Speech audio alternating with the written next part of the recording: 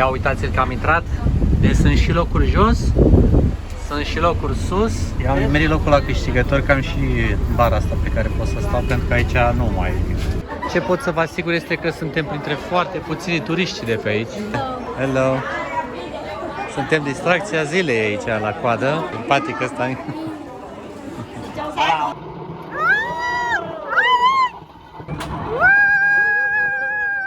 Oprirea de la intermediară ne-a adus aici, exact la cascadă.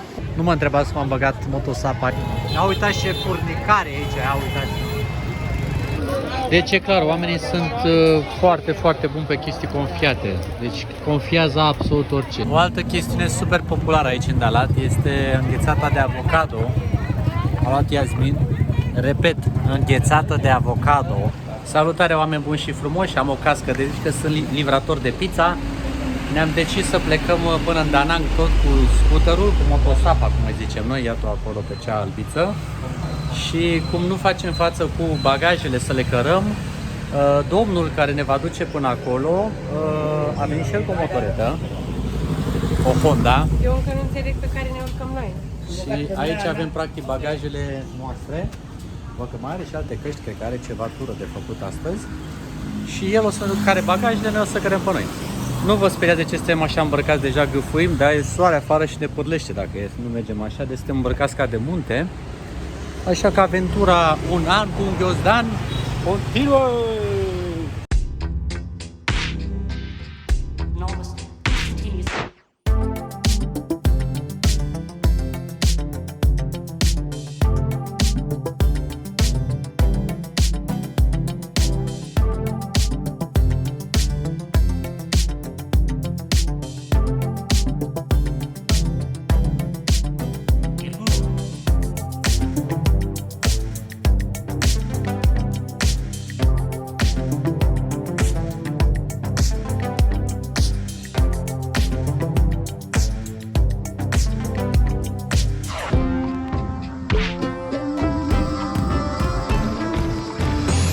Gata, am și ajuns la gară, la autogară mai bine zis. Ea e undeva în direcția aceea, nu știu dacă se prea vede, că așa, că iar undeva am fugit de acolo, că era cam aglomerație. Și a găsit Iasmin undeva destul de aproape această cafenea super faină. Hai să vă arăt cum este înăuntru. Am zis să stăm aici, că mai avem un răgaz de vreo oră și un pic. Cafeneaua e așa, super friendly, deci v-am spus, este la vreo 2 minuțele, așa se numește. Și ia uitați ce frumoasă, nici nu zici că e atât de aproape de autogară. Vă voi arăta și locul în care le-am pus. N-ai zice că e o cafenea aici, dar chiar este foarte, foarte tare. Adică, ia uitați-o, Iasmin aici editează materialele și eu mi-am scos laptopul pe masă să mai lucrez. Peștișorii zburdă în voie. Ei cred acum că o să cunoască mâncărică, de aia sunt așa de activi. Cascadă. Și copacul ăsta, m-am uitat la el de vreo 3 minute după care mi-am dat seama că e real. Adică are și un fruct. Uitați-vă la el că sunt frunze care cresc din el. E pe bune, e autentic. Da, și deci cam ăsta e locul în care am zis să zăbovim un pic până când vom pleca spre autocar, unde vom avea un drum destul de lung, de vreo 15 ore. Deci 15 ore memorabile. Aproape zi întreagă. Da, o zi cu autocarul. O să vă pun și o hartă ca să vedeți de unde plecăm și unde ajungem. Dar cam asta e situația. Adică am plecat un pic de lângă apă ca să se audă sunetul bine. Deci noi suntem în Da Nang și mergem în Dalat. Da, deci Da Nang, Dalat. E o tură de vreo 15 ore aproximativ. Memorabilă de noapte, deci va fi un drum destul de provocator, dar știam la cine hămăm, asta e situația, v-am spus că aici mai greu cu infrastructura, autocarul e în continuare cam cea mai bună variantă, cu trenul iarăși ne lăsa departe, nu era accesibil, era o problemă. Asta e, între timp v-am spus, ne-am pus să edităm materiale, să le urcăm pe YouTube, așa că oameni buni și frumoși, dacă vă place ceea ce vedeți aici, nu uitați să dați un subscribe, un like, un comentariu dacă adorați și cu mare drag noi vă mulțumim dacă faceți asta. Referitor la partea de costuri, să ne aducă până aici motocicleta a fost 100 60.000, deci vreo 36 de lei, adică două persoane, că nu neapărat.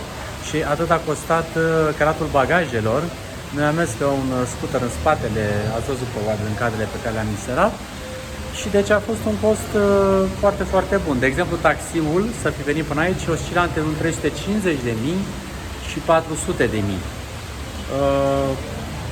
Deci, din toate punctele de vedere a fost o alegere bună și ne-a și plăcut. Nouă ne place tare mult să mergem pe motocicletă. Traficul de aici a fost unul absolut infernal nebun, dar mie mi-a plăcut să le alerg pe tipul care era în față cu bagajele. A fost o aventură totală și, odată, de ce nu să vedem și partea frumoasă din toate provocările pe care le mai întâlnim. Acestea fiind spuse, o să revin cu câteva cadre din autocar, să vedem cum arată lucrurile de pe acolo. Și tot tranzitul ăsta, să vedeți cam cum se întâmplă, că poate, de ce nu, o să faceți asta sau să vedeți măcar cam cum arată transportul pe aici și cum este toată infrastructura. Bine, hai, vă pup, ne vedem mai târziu!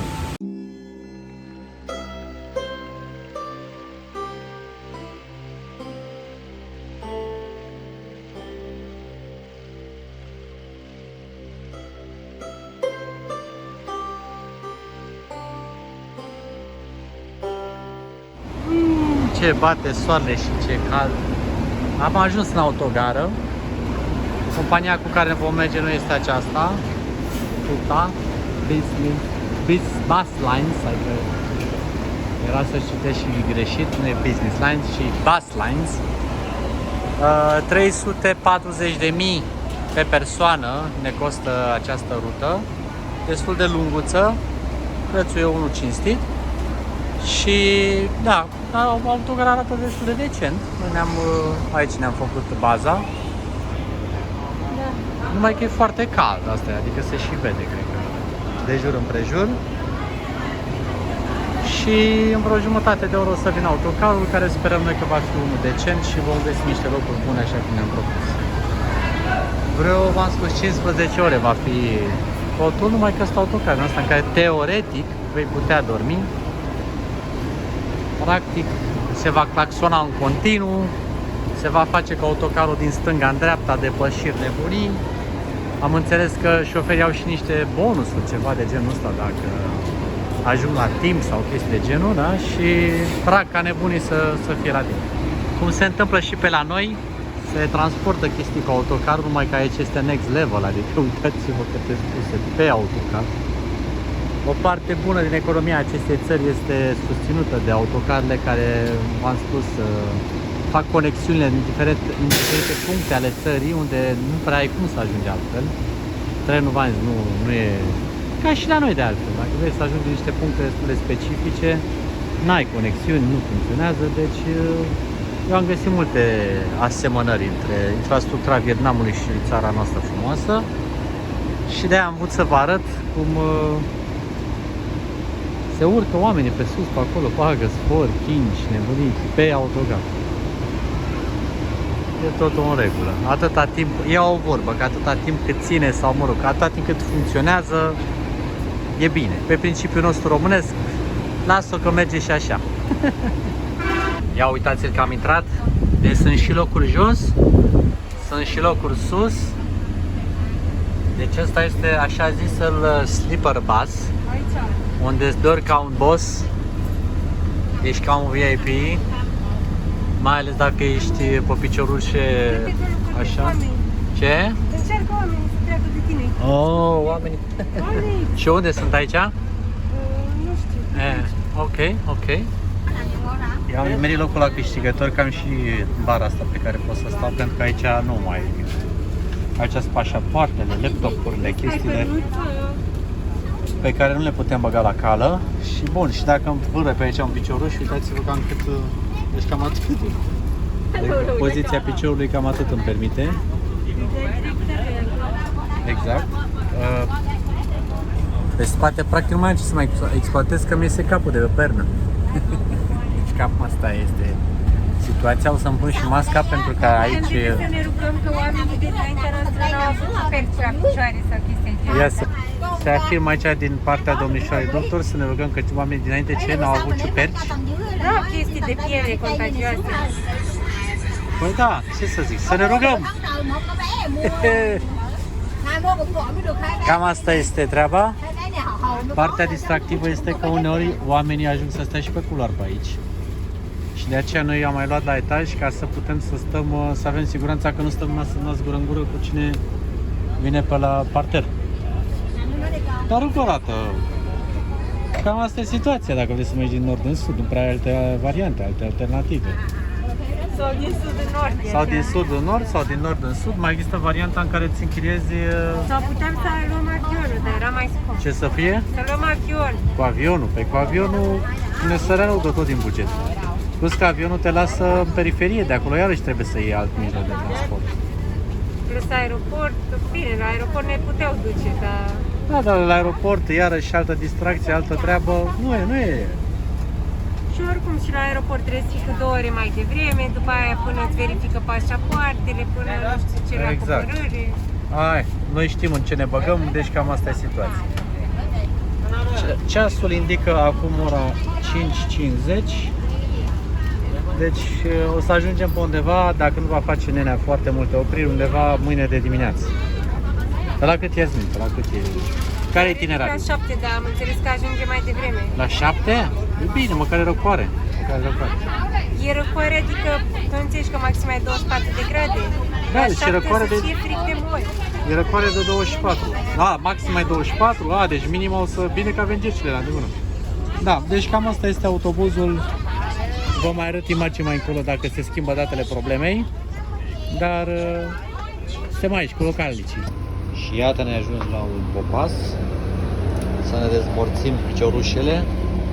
Avem papucii palese ca să nu ne mai încălțăm din nou.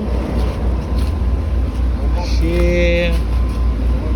ce să vă spun sincer, am amorțit de nu mai pot. Am ceva cârcei, freza rezistă. La fel și drumul e lung și tare aș vrea. Înce și piesa, s-a făcut și noapte afară, dar e cald. Încă e cald. Ia să o vedem și pe Yasmin, coboară și ea acum. A țipit și ea un pic așa. Să vedem și ce facilități ne oferă această ședere în această minigară. Ne oferă facilitatea unui monzon. Și cam atât. Eu speram să găsești ceva de înrunțăit, poate pe înăuntru, mai vedem. Ți-ai găsit papucelul? E mai aici? Dar ce papuși sexy? Hai, mergem. Da, și ce ai ce mai mișto, nu? Hai mers ne cu testoasa. Și uite, am pomnit din degete și după 15 ore am ajuns la autogara din Dalat. Orologiul indică ora 8:32 de minute. Și am ajuns în frumosul oraș Dalat. Ne-am uitat așa din mașină, din autobuz și am putut să vedem. Prima chestie care m-a surprins este faptul că suntem la 1444, deci orașul e la 1500 de metri altitudine. Hai să ne luăm și bagajele, să coborâm, că am înțepenit vorba aia. Am dormit destul de bine, asta e cert. Destul de bine organizați de aici, de la compania de transport, pentru că un nene de aici ne și duce gratuit, cică, în oraș. Deci de la autogară. Teoretic la hotel. Teoretic la hotel. Așa s-a prezentat treaba. Acum vedem când ajungem dacă se agită jicuța asta sau nu cu ceva. Și da, deci cam asta a fost faptul. Nu stăm la hotel, ne stăm la un homestay amărât și nimeni nu știe de el. Exact.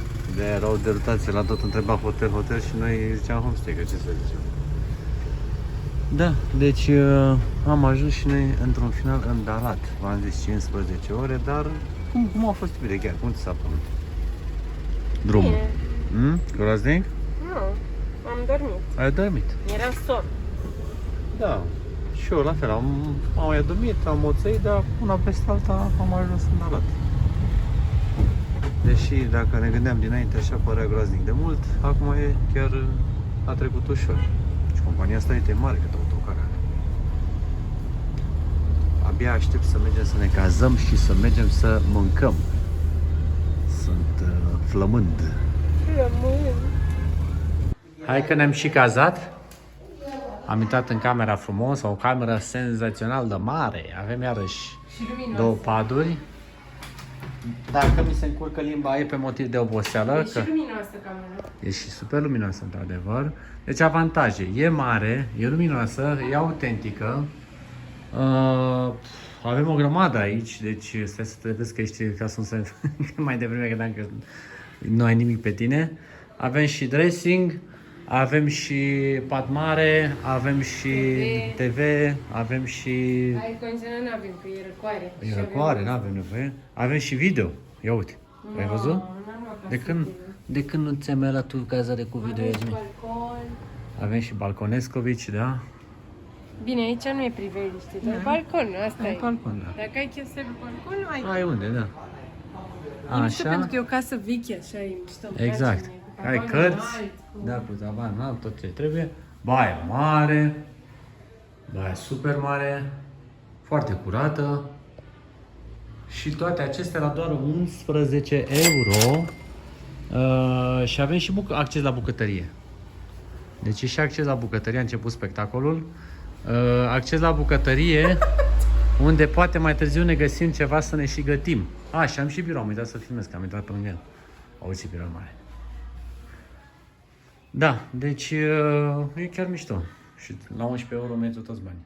Suntem cu oamenii ăștia în casă, că e homestay, dar nouă ne place. Ne împrietenim cu oamenii, vedem ce vom mânca pe seară, cine știe. Am și murit de râs până acum. Ce au?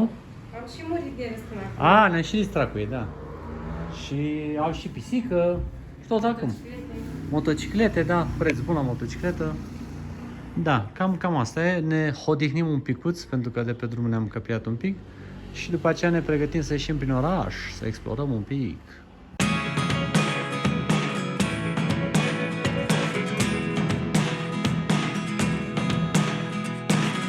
Și cum ar zice o vorbă celebră, iată ne-au ajuns la prima destinație din Dalat. Este o cascadă și cu ceva, poate, cum îi zice, din asta, gen sign asta pe șine. Vedem cum va fi. E destul de aproape. Da. E amplasat undeva la vreo, nu știu, 10 minute de oraș. Auziți pe Iasmin pe fundal ce tură e pe limba engleză acolo la el la vlog. Vă invit cu mare drag să urmăriți să vedeți ce face. Și pare că ar fi o atracție așa destul de frecventată de localnici. Avem și niște statui pe aici.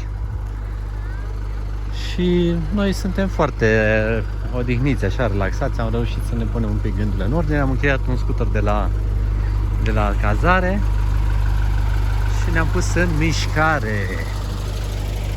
Ce pot să vă spun aici? În primul și în primul rând remarcăm natura. Este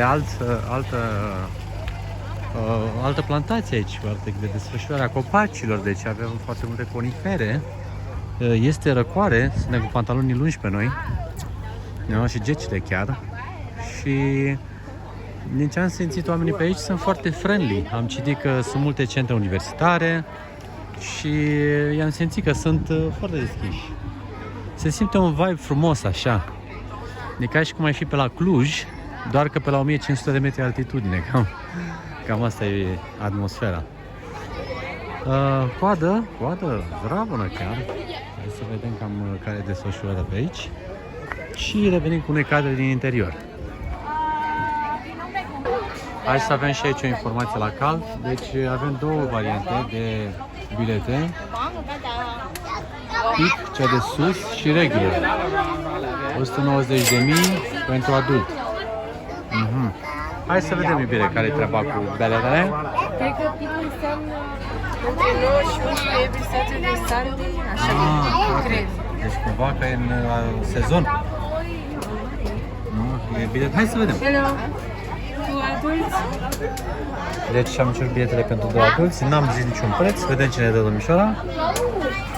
Tu îi dai un preț mai mare și vedem ce este. Un preț, o sumă mai mare și vedem cât costă biletul.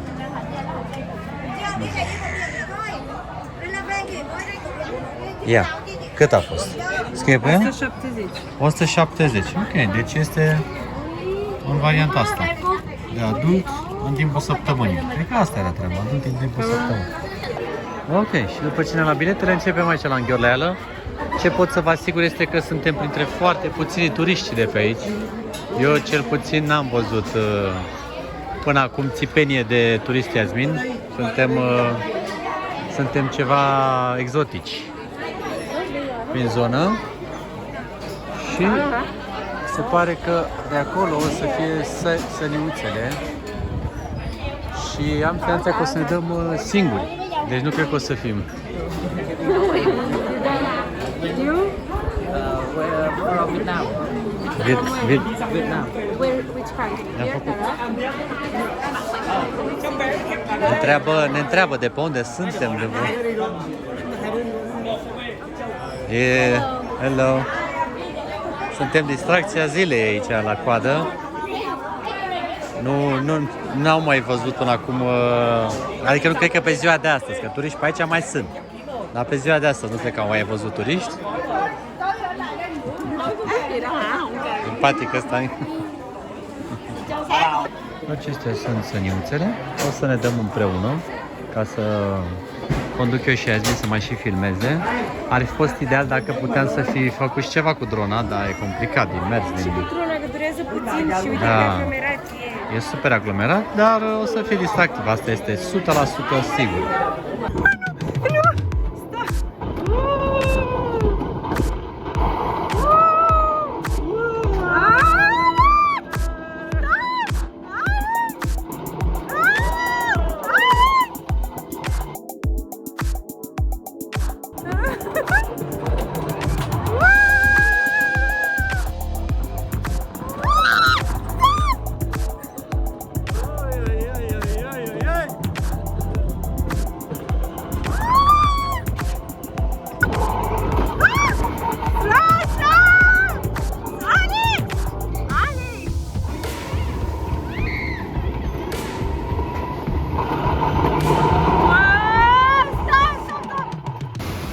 Hai că ne-am și dat. A fost distracția destul de mare, numai că acum s-a aglomerat un pic, cred că urcăm din nou. Aici e și o cascadă. Și e bine că totuși traseul a fost destul de interesant, așa, na?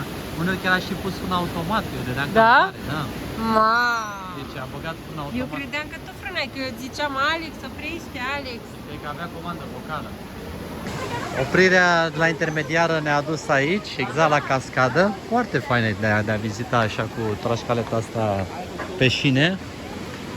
Și tura a fost chiar destul de intensă, aș putea spune. Adică au fost momente în care a fost bine de tot. Bine de tot. Cu sărituri, cu diferențe de nivel. Un roller coaster total. Uite bine ce frumos arată cascada, îți place? Pare că stai să te strănuți din curând. Uite aici fetele, plouă puțin, fetele își fac poză cu timerul. Acolo e cascada, frumos. Locul este super fain, deci ne plouă un pic așa și ne trimite mai repede să ne mișcăm. E un loc foarte pitoresc.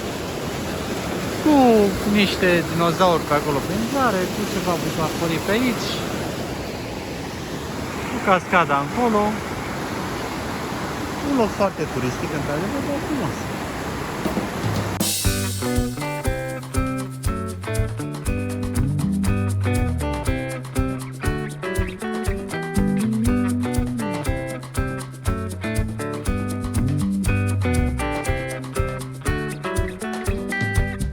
La capătul traseului pot fi găsiți și niște dinozauri. De asta mă distrează că mai mult zici că este și o pârlă decât dinozaur. Nu prea e o variantă foarte reușită de T-Rex. Dar aceasta a fost versiunea artistului. Și da, deci sunt diverse locuri în astea frumoase. Dar tot natura este cea care a făcut cel mai mare spectacol.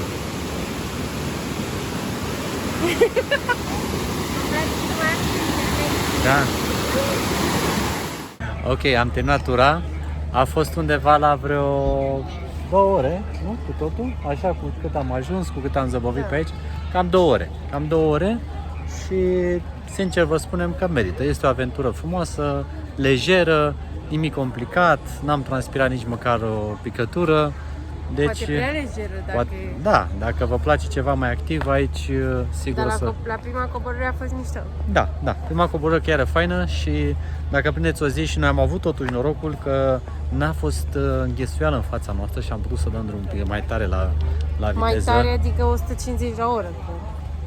Am dat drumul un pic mai tare, dar încă o dată în condiții de siguranță și am putut să ne bucurăm așa de traseu la intensitatea lui maximă, dar dacă se întâmplă să fie o zi așa mai aglomerată, mai greu că după aceea sunt mulți în fața voastră și mergeau destul de încet. Anyway, deci e de făcut. E de făcut, prețul justifică costul, adică ne-a plimbat. Cascada e ok, nu e, Cascada e ok, nu e da. prea mică. Nu e nici prea mică, nici prea nu mare. poți să te îmbăiezi în ea. Nu. Deci nu e ceva sălbatic, cam asta e feedback-ul. Dacă ar fi să dau o notă așa ca experiență, un 8, eu zic că e ok. Da. Adică ne-am distrat, ne-am simțit bine, n-am simțit că am dat banii pe prostii. Bun, acum revenim înspre oraș, unde mai zăbovim un pic, dar nu foarte mult, pentru că mai avem un pic de treabă, mai trebuie să lucrăm, să edităm și așa mai departe. Și mai târziu o să ieșim prin oraș. Mi-a spus Iasmin că sunt niște chestii interesante, dar mai spre seară, că îmi pică lumina. Continuăm ziua. Pe drum spre casă am descoperit această patiserie. Vă vine să credeți cam cât de bine stau vietnamezii la categoria cu etaje? Este dezmăț total. Nu mai iau asta, nu mai iau asta. Ia uzi. Deci au aici torturi. Ia uitați. Ce răsfăț aici. Foarte bine stau, să știți, și am văzut multe magazine de genul acesta cu patiserie. Deci se pare că influența franceză poate a lăsat niște urme pe aici. Și e destul de mare. Uitați ce bine arată. Acum fiind undeva în zona centrală a orașului, îmi place tare mult cum arată totul și e o combinație foarte interesantă, mai ales că e foarte răcoare, adică uitați-vă la oameni, sunt cu gecile pe ei, cu farinele, chestiile groase, adică nu te joci. Hai că am ieșit și noi la târg să mâncăm ceva pe seară, să-mi filmez și numărul de la motoretă. Nu mă întrebați cum am băgat motosap aici. E un adevărat business să parchezi ca la noi, să parchezi aici. Sunt băieții, se ocupă. Și aici este târgul, care cică e în fiecare seară prezent. Hai să vedem cum arată un târg în minunata stațiune Dalat. Și deja am dat în ele.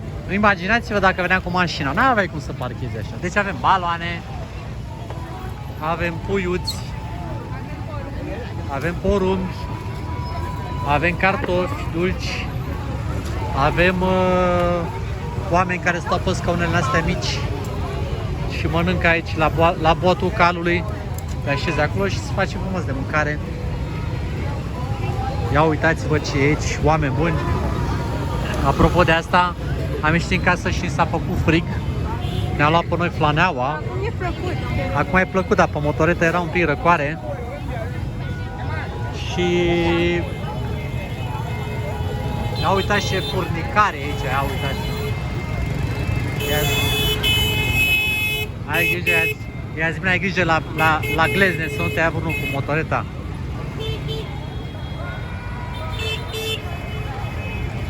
Nebunie în Dalat. Așa se poate numi acest videoclip. Nebunie totală. Nu știu ce am apucat să mâncăm, dar lume e. Și pe aici, și pe aici, și pe aici. Peste tot. Iau căpșunele din astea bune, am văzut, și fac și căpșunată chiar. Cine vinde, ce vinde pe aici, nu se știe nimic, că toată lumea claxonează, toată lumea se înghesuie. Nu știm. Auzi, cară pe acolo, pungi, fac karaoke în spate acolo. Totală experiența. Total. Să continuăm cu ce mai avem pe aici. Deci, cert este că dacă se iau haine, deja sunt gata afumate. Pentru că pe dreapta este secțiunea cu mâncare. Pe stânga este secțiunea cu pâinele alea. Și... da, e dislă.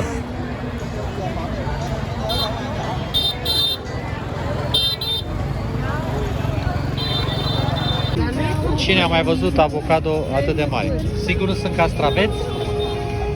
A? Nu e făcut gărul. Ce nu e? Nu e făcut. A, nu e făcut, e tare? Da. Deci așa, atât avocado. Deci aici să vând căciuli și blânuri. Că e frig. Am venit ieri, eram la 40 de grade. Aici am ajuns la nu știu câte ori fi, dar mi-e frig. Aici era 4 dimineața. Trecut pe aici cu scuterul. Da, am trecut, da. Cu scuterul pe aici. Și mi-a zis că dacă face ceva să oprim. Aha. Vrei să vedem ce oprim? Sigur, hai. Deci e clar, oamenii sunt foarte, foarte buni pe chestii confiate. Deci confiază absolut orice și toată lumea e fiartă. Am gustat câteva lucruri până acum, câteva fructe, legume, inclusiv cartofi prăjiți, confiați, așa, uscați. Nu confiați, cred că folosesc un termen greșit. Sunt deshidratați ca să confiați. Doamne, dar de unde mi-a venit termenul ăsta? Cred că am folosit un termen greșit. Uitați-vă aici, cartofi faini, deshidratați. Tare ciudat.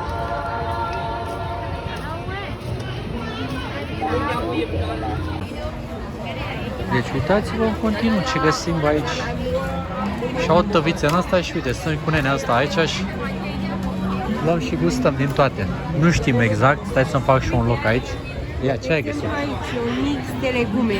Mix de legume. Vinete, dovlecel, tot felul de chestii, cartofi. Mi se par Cartofi foarte dulci. faine și sănătoase astea, nu? Da. Uite cum torcăție aia, sărăcuție, ia, uite acolo.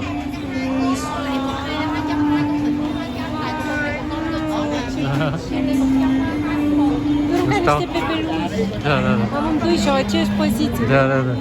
Hai să ne băgăm aici la tăviță. Ia uite aici la tăvița Iasmin. Am găsit niște, pare a fi kiwi. Kiwi?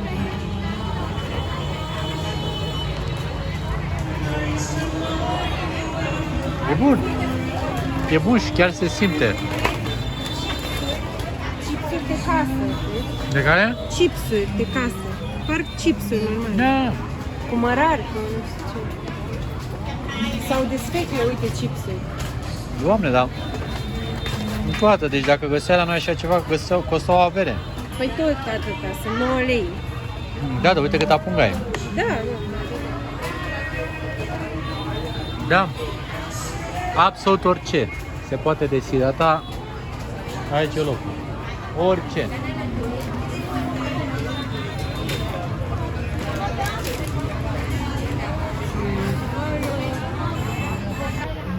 Ne-am decis să luăm niște chipsuri în asta de cartofi dulce, să vedem cum or fi.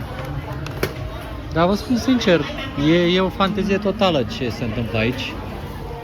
Absolut, absolut peste tot. Ei sunt foarte, foarte fierți, ca să zic așa, pe chestia asta cu deshidratatul. Se înghesuie ca nebunii de aici la standurile astea. E un fel de delicatesă locală, aș putea spune. Deci aici.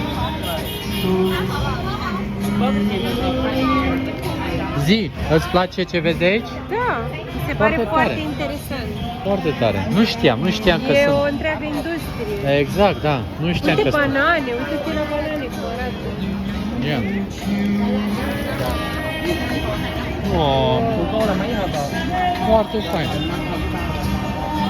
Se și cântă muzică, se e înghesuială, e ca la târg. Să vedem ce mai găsim, ia.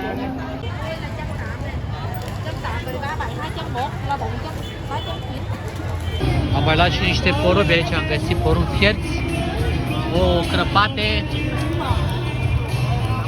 Care ți treaba Iasmin cu ouăle? Dar Doamna, ții ou din ăla cu fete. Da. O fi de la balut. Specialitatea casei, ia. Ce să astea mai Yasmin? Iau și eu în ăsta? Egg? Nu? Ah, nu. Thank you. Come on. Da, văd. Doamna, îmi făcea un nou. Ai grijă, că te calcă scuterul. E nașpa. E nașpa? E rece. E rece? Păi e rece afară cu totul. Ce să facem? La Bâlci aici, e nebunie. E nebunie pe felie aici. Nici o ieșire fără un roti. Uitați-l cum se pregătește micuțul acolo. Acolo se prăjește. După cele 4 prăjituri de azi. Exact, cu 4 prăjituri mai mâncăm un roti. Așa e la frig aici. După aia mergem acolo și ne punem în fund pe scările acolo și stăm și ne uităm la oameni și admirăm peisajul.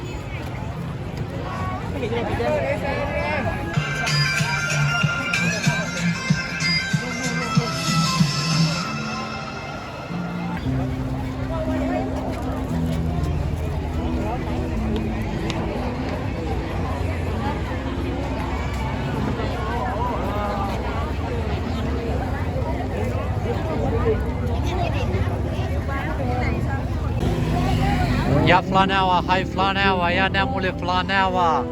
Și acolo cântă un domn. Acolo cântă un Și domn. chiar cântă frumos. Adevărat. Dar nimeni nu-l bagă în seamă că toți sunt veniți să facă karaoke și toți se cred că au voce, știi? Da, ia uite aici, portofele, ghiozdanele, Da, e 4 lei. 4 lei. Ce, un ghiozdan? Nu știu, scrie 20.000, dar nu știu. Da, nu se știe exact ce. Eu tind să cred că toți portofele. Da. O altă chestiune super populară aici în Dalat este înghețata de avocado. A luat Yasmin. Repet, înghețată de avocado cu cocos. Ne-am pus pe niște scaune în astea roșii, cumpărături la picioare, cu localnici așa ne uităm în zare, da? Deci asta e fantastic. E o cremă de avocado cu înghețată de cocos. Deci o cremă de avocado cu înghețată de cocos. Ok. Și cred că e făcută cu banane sau ceva, are puțin gust de banană. Ca să fie așa textura aia, nu? Pleoasă. Yeah. Deci cam asta e ideea. Te pui pe trotuar pe și pe scaunel.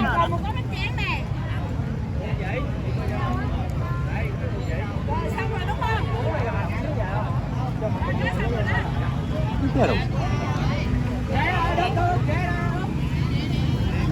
E un gust, ca să-l descriem așa.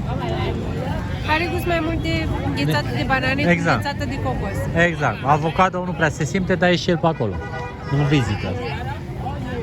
Ne-am mai luat niște ceai. Ne-am mai luat niște ceai de ghimbir. O sesiune reușită de cumpărături, aș putea spune. Asta așa.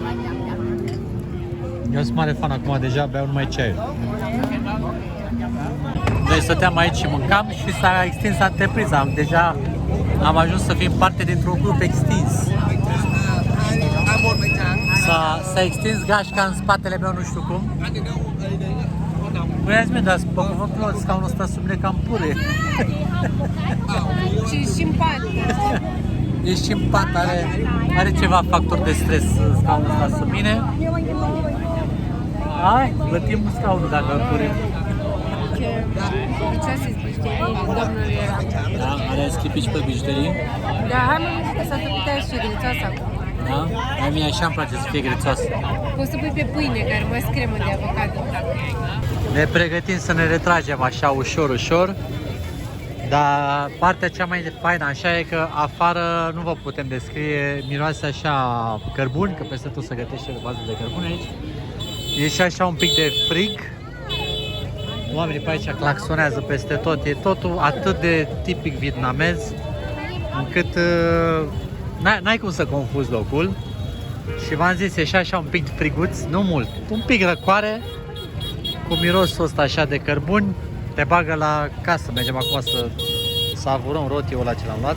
Facem și un ceai de ghimbir. Și cam asta este cu târgul de seară. Închidem transmisiunea în pseudo direct de aici, de la fața locului, înghețată pe aici.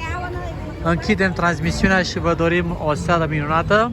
Vă mulțumim încă o dată că vă uitați la materiale. Nu uitați să dați un subscribe, un comentariu, hai și un like. Și ne vedem taman mâine.